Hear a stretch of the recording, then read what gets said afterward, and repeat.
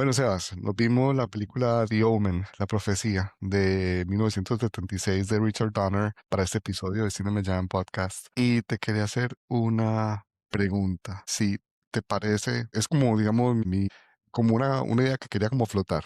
Si de pronto la película se podría no solamente como categorizar como una película de terror, sino también una película estilo galo italiana. Y Mm, vamos a ver si me entiendes el porqué. sí, por el tema de, pues como de ese tema de sociedades secretas y de brujas como escondidas y de pronto se me ocurre como eso, pues. No, yo la verdad, tengo que ser honesto, me sorprendió que era más como una globetrotting misterio, la verdad sentí casi que era como más como una de estas de Dan Brown, como de También. Da Vinci Code o algo así, pues me sorprendió, no me esperaba. Que era menos horror y más el suspenso, pues como de esa investigación, fue lo que me llamó la atención que en esta ocasión. Se decía lo de las películas Galio de Italia de los 70s, 80s, famosas sobre todo por lo que hizo Argento, Darío Argento con Profondo Rosso y Suspiria. Tiene pues obviamente los lados de las sectas y los, los cultos estos como estilo en Suspiria, pero sobre todo es por las muertes. En esta película todas las muertes son bastante Ah, innovadoras, son como bastante inesperadas, son bastante como, sí, como sí, completamente sí, sorprenden, sí, la sorprendentes. verdad son Algunas sorpresivas. de las muertes más sorprendentes en el cine están en esta película. Luego hablaremos un poco de ellas, pero me parece que podría también tener ese label de película giallo italiana. Buen punto, sí. Creo que tienes un buen punto ahí para seguir analizando.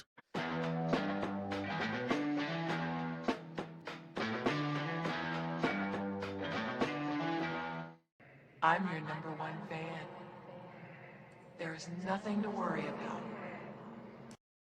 Hola y bienvenidos todos a un nuevo episodio de nuestro podcast Cinema Jam, un podcast donde dos amigos se reúnen para hablar de películas, compartir análisis, comentarios y básicamente hacer algo que nos gusta mucho, divertirnos y compartir esa diversión, realmente, ese entretenimiento con nuestros oyentes. El amor por el cine.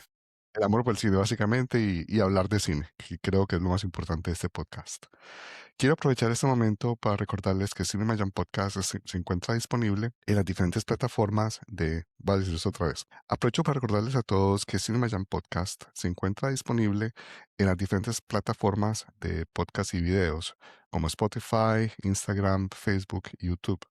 Por favor, síganos, denos un like, denos sus comentarios, sus ideas, su feedback. Todo esto nos sirve un montón para poder hacer este podcast cada vez más interesante y obviamente analizar películas que todos quieran ver y analizar con nosotros. También les recordamos que estamos muy próximos a lanzar nuestro nuevo sitio web. Está en modo beta, creo que ya está disponible. ¿Sí? Sí, en cinemajam.com la gente ya puede empezar a mirarlo, pero todavía faltan detallitos, sí. Detallitos, exacto. Pero sí, pueden empezar a mirarlo, como dice Sebas, y también a darnos sus comentarios. Y la idea es que sea un sitio para poder también tener nuestros episodios y que la gente pueda ir y ver el contenido que ya hemos generado en el pasado. Y una comunidad, queremos es crear una comunidad realmente alrededor del cine de género, básicamente. Y que Excelente, sea bilingüe es muy importante. Esos pocos podcasts ofrecen ambos en inglés y en español, entonces estamos orgullosos de eso. excelente. Bueno, como siempre, soy Pablo Vélez desde Montreal, Canadá, y me acompaña desde Austin, Texas. Sebastián Gómez, y por acá muy contento de hablar de niños miedosos otra vez. Es el tema de esta noche y la verdad es parte de este ciclo que estamos cerrando en el mes de enero, que hemos denominado el terror de gran reserva. Terror de gran reserva es un género, es el nombre que le hemos dado Sebastián y yo a este género de películas de terror hechas por directores que tienen un recorrido, digamos, un poco más tradicional, clásico en el cine, que tuvieron un impacto muy grande con películas que tal vez fueron inclusive obras maestras, ganadoras de Oscar, muy reconocidas y demás, pero que también han tenido películas de terror que han dejado una marca muy grande, que se han vuelto películas de referencia por su sofisticación y por lo que han representado en el mundo del cine. Por eso lo de terror de gran reserva. Mm. Hasta ahora, Sebas, hemos visto, y quiero recordarle a nuestros oyentes, nos hemos visto primero Misery de Rob Reiner, fue la primera película del mes, ¿correcto? Y en especial, pues, que fue un medio homenaje a Rob Reiner, pues, que había recién parecido. Exacto. Luego de esa película nos vimos El silencio de los inocentes, El silencio de los inocentes de Jonathan Demme. de Jonathan Demme, correcto. Luego fuimos un poco más en el pasado y nos vimos Seconds de John Frankenheimer, una película de 1966 en blanco y negro que fue una experiencia bastante interesante para ser así para mí. Y el viernes pasado nos vimos The Shining, el gran clásico de Stanley Kubrick. El día de hoy nos vamos a ver, bueno, ya nos vimos, vamos a hablar de la película The Omen, La Profecía, dirigida por Richard Donner, el mismo director, y creo que vamos a hablar de eso un poco más adelante, de grandes películas como Superman, como todas las secuelas de Lethal Weapon, de Arma Mortal, de The Goonies. Goonies, hoy O nos sea, dimos cuenta que o no, sea, no se me caímos en hizo caer en cuenta. cuenta de eso offline y me dejó bastante sorprendido. En fin, es una película de 1976 protagonizada por una de esas estrellas del Hollywood antiguo, clásico, que son definitivamente de otra época, de otro mundo, Gregory Peck. Mm. El gran Gregory Peck, que siempre lo va a relacionar como Moby Dick, con la ballena. O sea, no puedo separarlo con el Capitán Ahab. Es increíble. También está en esta película Lee Remick, como la esposa de Gregory Peck, el papel de Catherine Thorne. Gregory Peck es Robert Thorne. Y obviamente está el personaje principal de la película, que es bueno, ese es un pequeño spoiler alert bastante rápido, el hijo del anticristo o Damien, protagonizado por Harvey Stephens. Sí, correcto. Y yo creo que también vale rescatar a Mrs. Baylock, que es que la actriz es Billie Whitelaw, que la verdad yo creo que el personaje más miedoso de toda la película es realmente esa y los perros. Exacto, sí, el niño no tanto, la verdad.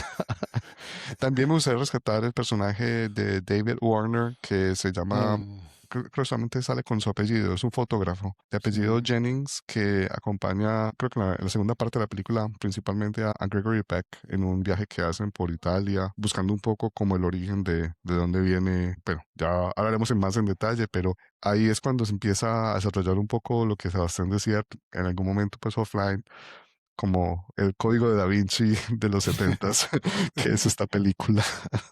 como tratando de descubrir el secreto detrás de Damián y todo eso. El Perfecto, origen verdadero de Damián, pues, que es un tema muy importante en la película y que creo que vale la pena discutirlo. Mm. excelente.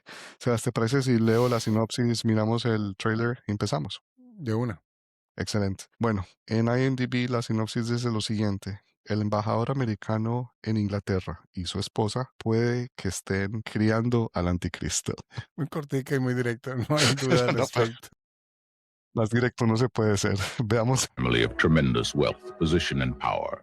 The perfect marriage of Ambassador Robert Thorne and his wife Catherine was fulfilled by the birth of their son, Damien. And then, when the child was 5 years old, something terrible happened.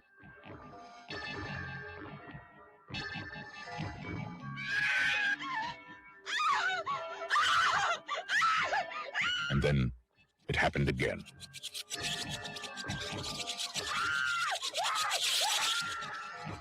Was it an accident? Was it murder? Was it a coincidence? Or was it an omen? Look at me, Damien. It's all for you. 20th Century Fox presents a film of psychological suspense about an occurrence of earth-shaking importance. Gregory Peck, Lee Remick, The Omen. I was at the hospital, Mr. Thorne, the night your son was born. I saw its mother. Hace unas muy buenas preguntas en el trailer. ¿De dónde viene? ¿Qué es lo que quiere? Las cuales no son respondidas en la película, pero bueno. La película es casi una precuela, ¿no? En cierto modo, da esa sensación Bueno, de Sebas, que ya empezada la historia. siempre hacemos en este podcast, Sebas, ¿cómo te pareció?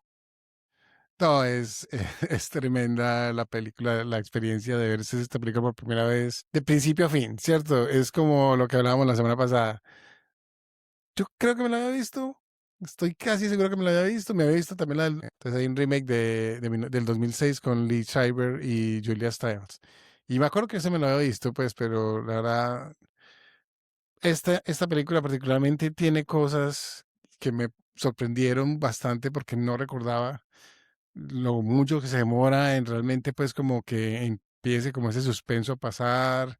Uno realmente conoce mucho de la familia antes de que las cosas misteriosas empiecen a pasar, pues lo que decían ellos, es que a los 5 años es que realmente todo empieza a cambiar. Y lo mucho que le dan realmente a entender el peligro en el que están realmente, como todos ellos, pues, ¿cierto? Y el final, quiero que lo hablemos, la última toma me pareció espectacular, que uno entiende hacia dónde iba, pues, me pareció excelente, pues como que ese final, pues como que lo que siembra ahí fue tremendo. Entonces, sí, ¿y a ti cómo te pareció la película? ¿Esta era la primera vez que la veías o ya la habías visto por primera vez? No, ya la había visto antes varias veces. Es uno de esos clásicos del cine. Me pareció una película que es perfecta para el género que estamos hablando pues en este mes, Sí. lo del terror de Gran Reserva, porque Richard Donner es un gran director conocido por películas de diferentes géneros, la verdad. Es bastante Y versátil. y es un maestro del ritmo. O sea, no hay un minuto perdido en las películas de él. Sí. Siempre algo pasa y, o sea, a pesar de que da la sensación de que es lenta al principio, no, ningún minuto es perdido. Es verdad, es verdad. Luego, cuando hagamos un poco el ranking del mes, cuando lo comparemos con otras películas, tengo algunos puntos pues para hacer sobre eso, para resaltar sobre eso, pero dentro de todo lo que hemos visto hasta ahora, es una película pues que entra perfecto en el género. Me gustó muchísimo la actuación de Gregory Peck. A Nuevamente, pesar de que no sentías que Roto era un poco viejo para el papel que supuestamente estaba haciendo. bueno, o sea, Yo lo sentí, yo no voy a negar que lo sentí un pues, poco. no sé, vos y yo tampoco es que seamos tan jóvenes, pero bueno. Bueno, sí. Pero no, es un buen punto. De pronto se veía más como el abuelo que como el papá de niño, En la verdad. algunas escenas sí, no voy a negar. Sí, sí, sí. Pero le da Pero una, una actuación excelente, pues no voy a no, y negar le da una que... clase, le da una aura, una cosa impresionante a la película. Y esa cosa es que siempre me ha fascinado de ver películas con actores que son de ese calibre, de ese talante, de esa época. No sé, lo diferente que a los actores de hoy en día, ¿sí me entendés? Sí, No sé, hay algo y no es porque sean, no sé, como sin expresión o algo, no, para nada, es todo lo contrario, es simplemente que emanan una cosa que es increíble. Y en esta sí, no, película se nota un montón eso. es irónico. En esta y la semana pasada lo hablamos un poquitico en The Shining y también cuando vimos la otra también sentí un poquitico eso, de Seconds, Sí, que no requieren, o sea, no dependen de cómo se ven, sino de cómo proyectan, ¿cierto? O sea, es un tema de sí, proyección. Se proyecta como un líder del mundo, como el embajador de... Uno nunca lo ve trabajando, o sea, es el embajador más malo del mundo. En especial que el año pasado me vi la serie de Diplomat, donde la diplomática esa siempre está trabajando. Y en ese embajador nunca, siempre está paseando, siempre está sacando al niño, pero siempre, o sea, uno dice, "Oiga, no hay duda que ese es el jefe. O sea, ese es el jefe de sí, esa casa, el jefe el embajador, el amigo del presidente, etcétera, etcétera, etcétera. sí. Mm. Sí, es increíble, ¿no? Y es todo, es el tono de voz, la presencia, cómo se viste, todo. O sea, es una cosa impactante lo de Gregory Peck. Sí. Y a mí también me gustó mucho Lee Remick. No sé cómo te pareció ella como Catherine Thorne. También, sí, la verdad es que también. La verdad es que fueron una pareja excelente, que Mm. tal vez, estoy haciendo rápidamente un recuento en mi cabeza, desde que nos vimos Misery, no ha habido como una pareja tan balanceada. Y bueno, me refiero pues pareja, en el caso de Misery, En a esa pantalla, relación. pues una pareja en Exacto, pantalla, sí. exacto. Y a la relación pues que eventualmente desarrollaban tanto Kathy Bates como James Caan en esta película, pues Gregory Peck y obviamente pues la chica Lee Remick tienen ese mismo, como esa misma fluidez, esa misma naturalidad en esa relación. Que Sí, por ejemplo, cuando nos vimos Seconds, la película de John Frankenheimer, Rock Hudson y la mujer pues con la que salía, no sé, no lo sentí como tan natural. sí, Y particularmente del lado de él realmente no había como amor. sí, sí, Ella era un poquitico mejor como, por lo menos, como seducirlo, puede ser, pero sí, sí, faltaba como algo él era ahí. demasiado como sí, plano, como sin sentimientos. Bueno, y en The Shining, lo que sí me gustaría como resaltar es, bueno, había un balance no muy adecuado entre los dos actores, porque es que Jack Nicholson es un monstruo, es una bestia, es una cosa impresionante. y Sí, Chile opacaba además. igual. Y Shelley Duvall, aunque yo la defiendo porque me parece que hizo una gran actuación, no fue un buen balance. Estaba muy opacada, estaba muy limitada cuando compartía con él. Cuando estaba ella sola, era excelente. No sé, O cuando creo, estaba ella con el niño, o cuando estaba con el niño, con exacto. David en ese caso. Pero en esta película, Gregory Peck y Lee Ramick, en todas las escenas que van juntos o cuando están solos, llevan muy bien la película. No se complementan muy bien. Y creo que tienen una de las parejas más dinámicas que hemos visto hasta ahora. Sí. Es interesante comparar esta después de ver The Shining, porque en The Shining hay mucha interacción con el niño de la pareja principal, pues Jack y de Wendy. En cambio, en esta prácticamente no tienen interacción. Siempre es como con los sirvientes o Y con con la los nana, payasos y la nana, sí, exacto. la Eso nana me del llamó mucho la demonio. atención. ¿Por qué te gustó tanto la nana del demonio? No la primera, sino la no, porque me pareció miedosa, pues, o sea, no voy a negar que el elemento de terror de la película para mí fue la nana y en algunas partes los perros, pues también esos Mm, perros negros, así como que de verdad parecen sacados de las puertas del infierno. Solo le faltaban que tuviera tres cabezas y sería y los ojos rojos. y los ojos rojos y sería el Cerberus perfecto, pues impresionante.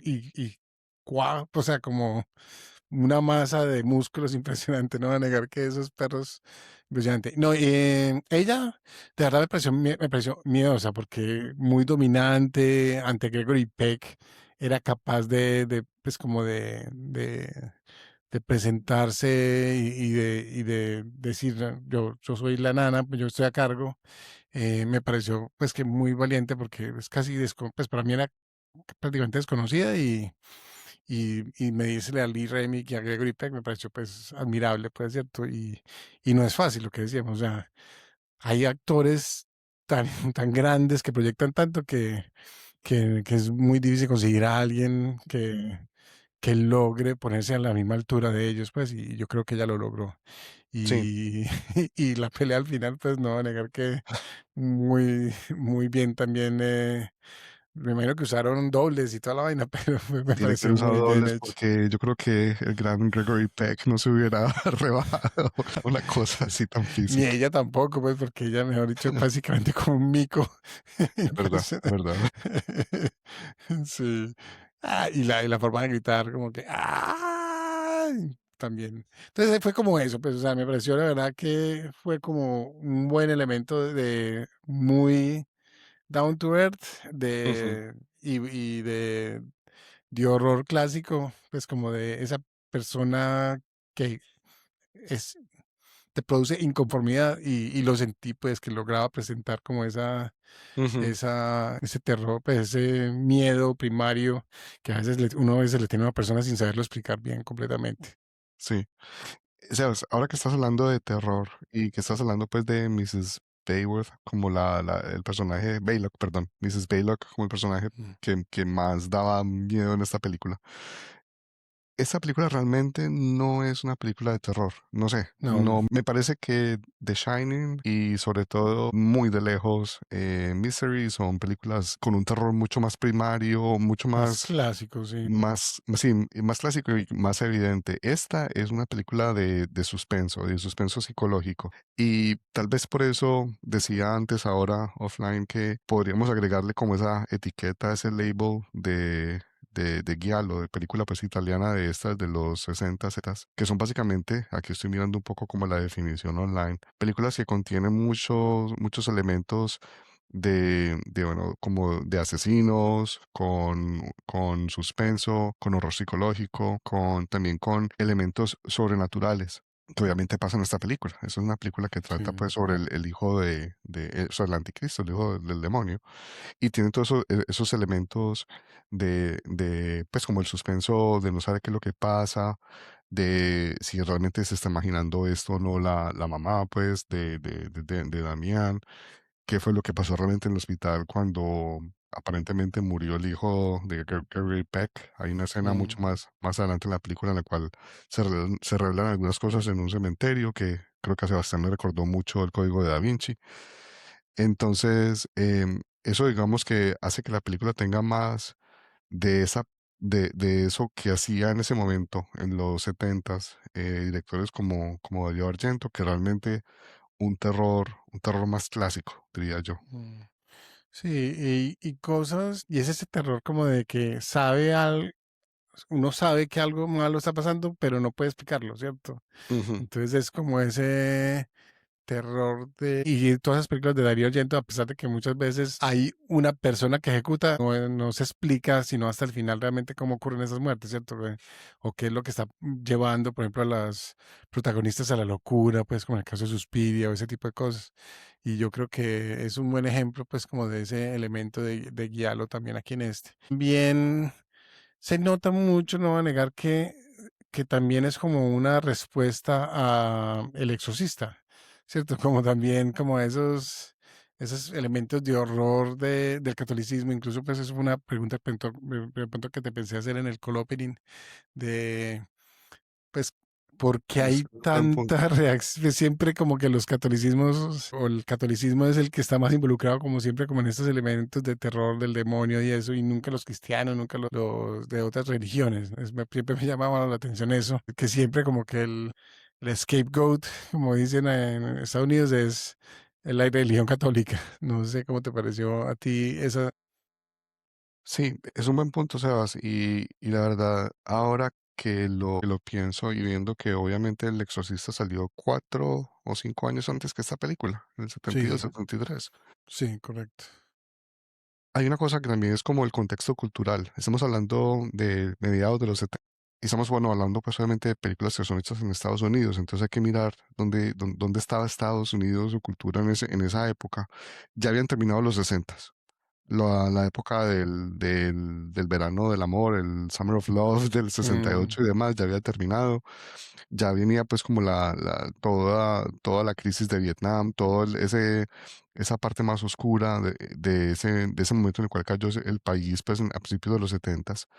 Y recuerdo mucho, y estoy mirando en qué año fue, no sé si lo pueden contar rápidamente, pero hubo una especie no sé si llamarlo como quiebre de valores o digamos como una especie de escepticismo hacia la religión.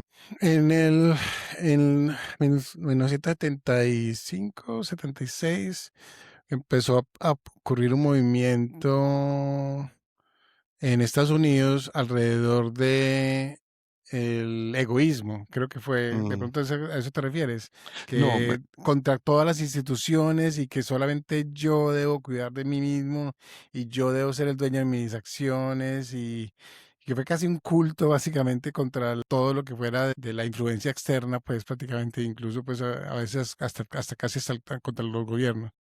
De pronto no sé si sería eso. no, me refería, bueno, eso también puede ser un buen elemento, se va después para discutir, pero me refería, aquí ya lo encontré, en esa época de la contracultura, de Ok. counterculture de los 60, que impregnó tanto pues como el pensamiento general pues de la sociedad.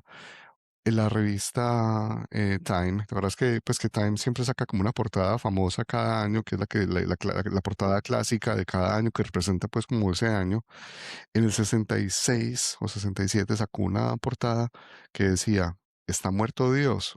Era la pregunta. Mm, Hubo en ese momento, digamos, tal vez por todo lo que está pasando, pues como con la revolución cultural, como con ese choque contra las tradiciones, digamos, un poco más conservadoras, que se empezaba como, pues que me imagino que se estaban como debatiendo muchas cosas que eran creencias y demás. Y como valores y digamos pues lo que vos decías como la iglesia católica o la iglesia cristiana. Entonces, no sé si de pronto esas películas que llegaron inmediatamente después, El Exorcista, The Omen, todas tienen que ver como un poco de eso, como un reflejo de qué es lo que pasa cuando se pierde, digamos, la fe, como- pues, en... exacto. Porque, bueno, Interesante. no estamos hablando del Exorcista, pero El Exorcista, la película, lo que es una exploración de la pérdida de fe de un sacerdote, que es el que al final tiene que rescatar a la niña. Y de la mamá también, creo que la mamá era católica también y Sí, deja de ser católica y eso es lo que permite como que exacto. insinúan de que abre la puerta a que entrara el demonio en la casa también. Algo Sí, así, un montón exacto. de cosas, sí. Entonces puede que sean como esos La detalles los suma de cuales, todos esos detalles. de todos los detalles lo que haya llevado que hubiera pues como habido ese interés con lo que vos decís, pues como con temas de posesiones, de exorcismos y en este caso pues del hijo del anticristo. Sí, es interesante. Uno se pone a analizar, pues, y creo que la única película de exorcismo que hemos visto, de así como directamente relacionada con cristianismo, ¿cuánto fue la que nosotros vimos? La del El último exorcismo. el último exorcista, que era pues literalmente cristianos y no Sí, católicos. y no católicos, exacto, era un poco un Mm, enfoque diferente, es bastante interesante. sí, fue interesante verlo. Y aún así no ahondaron mucho pues realmente en el tema, pues, ¿cierto? Entonces pero igual fue interesante pues como verlo. Bueno, ¿cuáles fueron las escenas favoritas? De pronto hablemos un poquitico. Bueno, no hemos hablado, antes de que hablemos de las escenas. Esta película ganó un Oscar, el único Oscar que ganó, y fue nominada a un mejor, al BAFTA, a la mejor actriz de soporte, que fue la que mencionamos ahorita, pues Mrs. Baylock, que es la actriz Billie Whitelaw, y el gran compositor es Jerry Goldsmith, fue nominado y ganó el Oscar como la mejor banda sonora. Y pues es una banda sonora, la verdad, memorable, pues, porque son como esos cantos, pues, no sé si Los llamarlo coros gregorianos o coros, pues, en que van latín. subiendo de tono, pues, cuando las cosas van pasando y casi tapan el sonido, pues, o sea, hay varias escenas de tormentas y eso, y el canto va subiendo y va tapando prácticamente la Digo, tormenta. a que me recordaron y es completamente lo cuando nos vimos Indiana Jones y el Templo de la Perdición, que Ah, cuando cantan sí, en el templo, que es sí, lo mismo, son como esos coros que son como voces masculinas, como increchendo, así subiendo. sí, sí, Yo pensaba a cada rato, eso me suena como el Templo de la Perdición. parecido, suena parecido, sí. Bueno, hablemos de las mejores escenas, de pronto, ¿cuáles son tus escenas favoritas? Otro punto por el cual esta película debería categorizarse como una película giallo es, Clásicos. sí, no, y también pues por el estilo como lo que hacía Argento con sus muertes innovadoras e inesperadas, fueron eso, todas las escenas en las cuales empezaban a morir los actores secundarios, todas eran cosas completamente inesperadas y que se nota que pusieron mucha atención a cómo ejecutarlas.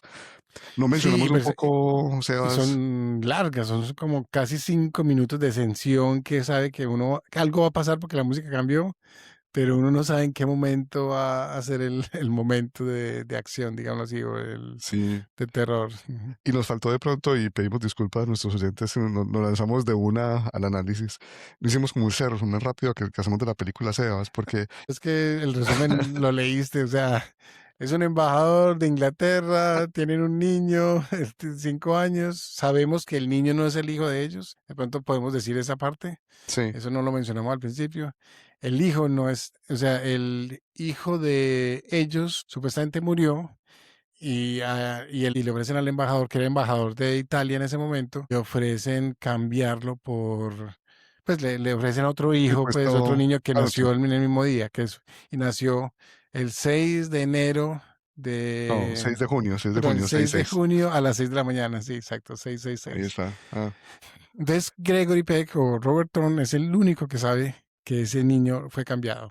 Y sí, obviamente, pues los curas, pero ya luego cuando vuelven a investigar, se dan cuenta que el hospital fue quemado, empiezan a descubrir, pues, un montón de misterios, pues, y en especial, pues, porque aparece un cura, un padre, el que vemos en el Father Brennan, que es el que que vimos en el tráiler, pues muy prominente al final sí. particularmente, que es el que le advierte, tiene que matar a ese niño tiene, pues no es lo que parece, etcétera, etcétera, etcétera.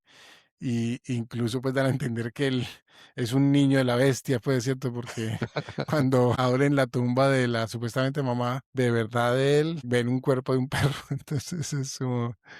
Y también pues se dan cuenta que mataron al niño cuando nació, pues le rompieron Ujú, la cabeza. Un montón entonces ahí sí. es el tema de las sociedades secretas, pues que yo decía que había como mucho ese tema pero que todo el mundo que nacía como con los 666 en círculo terminan siendo apóstoles del anticristo, pues. ¿Qué más decimos? No sé. A mí lo que me parece como resaltar es, y por eso quería como decir un poco, digamos como ese resumen que hiciste vos, Sebas, los personajes secundarios. La gran mayoría de los personajes secundarios relevantes tuvieron muertes, como yo te decía a vos, que se ve que las pensaron mucho. que es lo mismo que Sí. hacía, que hacía pues, Dario Argento cuando hacía las películas estas italianas. Por ejemplo, empezando con el sacerdote, con el personaje de Father Brennan, de Sí. Patrick Troughton. Vimos aquí en el trailer, está huyendo de una tormenta luego que le dio todos estos detalles a Gregory Peck, que obviamente es una tormenta que envió el diablo, y se intenta refugiar en una iglesia y le cae ¿cómo se llama esto? El pararrayos. El pararrayos de la iglesia, sí, como eso que tienen los edificios altos, que es para traer los rayos, se desprende y le cae y lo atraviesa pues completamente. Una cosa que nos olvidamos de mencionar, el fotógrafo Jennings tomaba fotos de las personas y algunas de esas personas tenían en las fotos una especie como de sombra que mostraba cómo iban a morir. Eso también Sí. es muy de las películas de Giallo de Italia.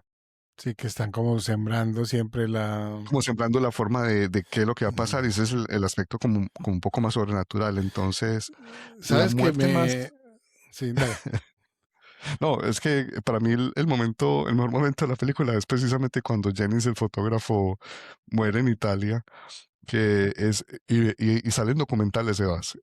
Vi un documental que hablaba de las mejores películas de terror, sale The Omen, y decían que lo mejor de la película era esa escena, Sí. porque básicamente es una escena que es completamente coreografiada, en la cual un camión que se detiene y cuando está el fotógrafo básicamente como un poco agachado, un vidrio que lleva en la parte de atrás se suelta y lo decapita. Y la Sí. escena, y son diferentes tomas de la decapitación, o sea, vemos la cabeza volando diferentes tomas. Y cae perfectamente así, frente como para que vea el reflejo y la cara de sorpresa, como que... ¡ah! Es, esa de verdad, para mí anoche me la volví Esa, pues me la vi y o sea, yo me creo que dio esa es mucha risa. la mejor, no voy a negar que esa es la mejor muerte de la película. Yo Es también lo excelente. pensé, sí, porque de las otras son un poquitico más obvias, pues. La del padre también es buena, pero esa particularmente es muy buena. Tengo que decir que me Pero pregunto, la de la sí, nana, la de la nana, la cuando se primera, suicida. Ujú. sí, que se ahorca en la fiesta de cumpleaños de Damien. Esa escena, por ejemplo, es completamente inesperada. El resto de la película, como ya sabemos para dónde van las cosas, como que uno está prevenido y está pendiente. Pero eso es una fiesta de cumpleaños llena de niños y de repente se sube la nana al edificio, a la casa, al techo, y se ahorca gritándole a Damien, como vimos en el trailer, eso es para vos, te quiero, no sé cuántas cosas, y se ahorca. Esa escena es bastante Impresionante, pues en realidad impresionante. que es un cumpleaños de 5 años de un niño, entonces está rodeado de niños, de payasos, etcétera, y terminar de esa forma, pues es una forma bastante dramática. Bastante. Eh, Esa es la única que yo digo, listo, fue una que ella se suicidó, pues, ¿por qué lo hizo? ¿Quién le lavó el cerebro? No, nunca es claro. Pero las otras sí fue como, porque van llevándote como a que ocurran, y me recuerda mucho al estilo de película que es ese de, ahorita lo tenía, Final Destination. Y me pregunto Exacto. si la inspiración de Final Destination se vendría de esta película, porque lo siento ahí, ¿cierto? Que son como cinco Probablemente, Sebas. minutos. Probablemente. La Nunca había visto. Sí, premonición de la muerte, muertes sofisticadas, innovadoras, inesperadas o súper rebuscadas, viejo, viene de esto, tiene que ser de esto, tiene que ser. Definitivamente. No se me ocurre de otro origen, pues, que más que este, para ser honesto. Y la completamente. verdad, en ese sentido, es una. Uno entiende por qué la película se volvió, pues, como de culto y, pues, ganó tanto reconocimiento, porque sí hay varios elementos interesantes. ¿Será que hablamos del final? ¿Quieres que hablemos del final de una vez? Hablemos del final, Sebas, y quiero que dejemos un poco de espacio en este episodio para que hagamos el ranking de las películas Listo, perfecto. de este mes. Sí, por eso entonces hablemos de una vez del final. Adelante. El padre Brennan de una vez le advierte a Gregory Peck, pues a Robert Thorne, que pues que Damián o el anticristo, digámoslo así, querían estar con la familia de él porque era una familia muy poderosa políticamente, incluso lo mencionan en el tráiler, y se querían asegurar pues de que fuera el hijo único y que a través de él pues tuviera acceso como a esa familia política, pues como a toda esa influencia política de la familia. Entonces por eso antes iba a matar, entonces Damian se iba a encargar de matar a Lee Ramick, pues a Catherine Thorne, antes al niño no nacido de ella, pues estaba en embarazo, luego a Catherine Thorne y luego a Robert Thorne cuando una vez asegurara que pues iba a heredar todo, pues.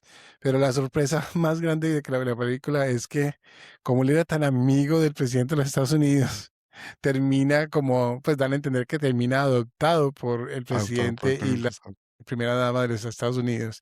No muestran las caras, no muestran quiénes son, pero simplemente muestran a él agarrado a Damián agarrado de las manos de ellos y fue como que, ok, eso es un final bastante bueno y no voy a negar que bueno, pues se parece a los hijos de ciertos presidentes, particularmente en las primeras, en los años de presidencia. Excelente, no, excelente. Sí, la verdad es que es un buen final, inclusive antes de ese final, cuando vemos que no hay un final tradicional, es decir, Gregory Peck no logra derrotar básicamente al hijo del demonio. Tenía que matarlo, pues, o sea, Tenía que matarlo, una cosa muy dura para un papá y todo, lo tiene que llevar pero a a la la final se iglesia, decide hacerlo, sí, ponerlo en un altar, coger unos cuchillos y básicamente matarlo. Y en ese momento llega la policía y obviamente piensan le que está disparan. atacando a un niño y lo disparan. Es un poco como el estilo, no sé, como el final de Night of the Living Dead,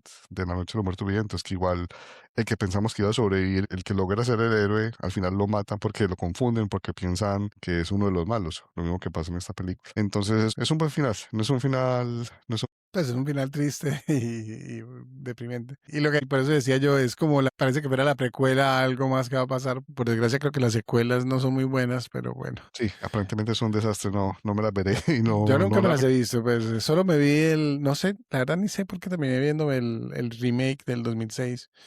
Pero bueno, Para que empecemos a hacer el ranking y demás, te quería solamente hacer las preguntas que siempre hacemos al final de nuestro análisis. ¿Te gustó? ¿La recomendás? Y te la volverías a ver.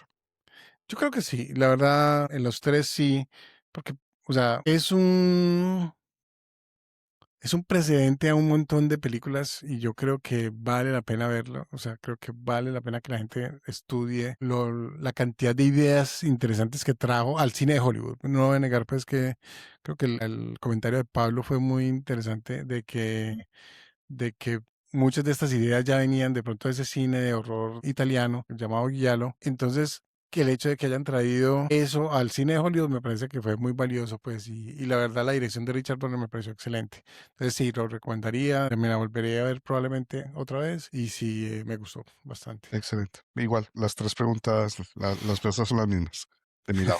Listo. Entonces sacamos la clasificación del mes, ranking del mes.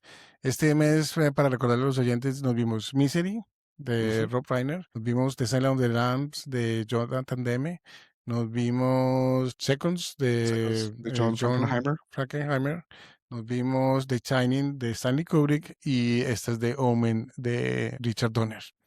Entonces, honestamente, yo propongo The Shining de número 1. Esa sería, no sé, hay algo, a pesar de que es la película que más rechacé inicialmente, sigue siendo tan bien hecha que es difícil rechazar. Sebas, Yo, yo te iba a proponer Misery de primera. Misery. Iba a poner a Shining de segunda. Porque Misery, de todas las películas que vimos en este ciclo, fue tal vez la que fue más al grano. Es decir, no hay elementos sobrenaturales, no hay gente con ese tipo, pues como, no es tan compleja como en historia como de Shining, por ejemplo, no es tan, un poco como superficial como con un tema como el de los trasplantes esos de cuerpos de Seconds, ni tiene pues una cosa pues como el demonio como en esta. Es simplemente llanamente una persona obsesionada con otra, ¿sí me entiendes? Es como muy, muy factible, es muy posible. Esa película siempre me ha impresionado mucho por eso.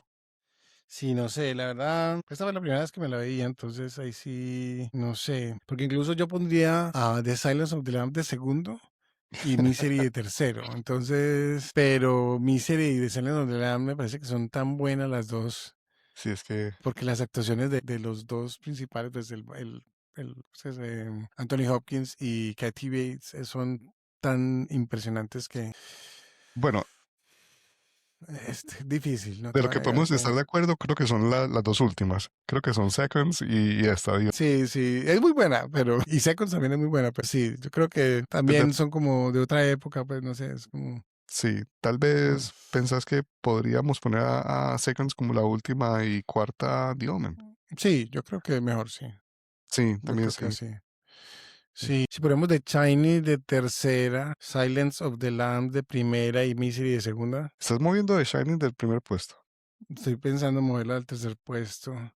Es que les voy a negar Uf, que, pues, The Silence of the Lamb no, sí, es una muy buena película, de verdad. ganó a mejor director, mejor película, mejor actor, mejor guión. Y esta vez que me la vi como con tanta atención y realmente pues como súper concentrado, me impresionó.